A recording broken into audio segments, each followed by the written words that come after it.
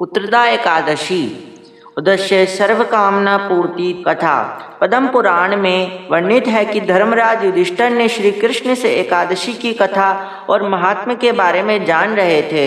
उस समय उन्होंने भगवान से पौष शुक्ल एकादशी विषय में जानकारी मांगी। तब श्री कृष्ण युधिष्ठिर से कहते कि पौष शुक्ल एकादशी पुत्रदा एकादशी कहते हैं। इस व्रत को विश्वदेव के कहने पर भद्रावती के राजा सुकेतु ने किया था।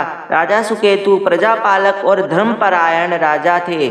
उनके राज्य में सभी जीव निर्भय और आनंद से रहते थे, लेकिन राजा और रानी स्वयं बहुत दुखी थे।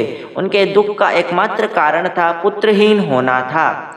राजा हर समय यह सोचता था कि मेरे बाद मेरे वंश का अंत हो जाएगा, पुत्र के हाथों मुखाग्नि नहीं मिलने से हमें मुक्ति नहीं मिलेगी। ऐसी कई बातें सोचकर राजा परेशान रहता था। एक दिन दुखी होकर राजा सुकेतु आत्महत्या के उद्देश्य से जंगल की ओर निकल गया। संयोगवश वहाँ उनकी मुलाकात ऋषि विश्वदेव से हुई। राजा ने अपना दुख विश्वदेव को बताया।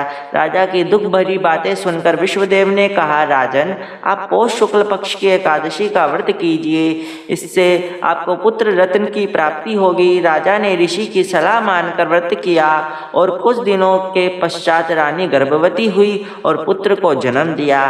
राजकुमार बहुत ही प्रतिभावान और गुणवान हुआ। वह अपने पिता के समान प्रजापालक और धर्मपरायण राजा हुआ।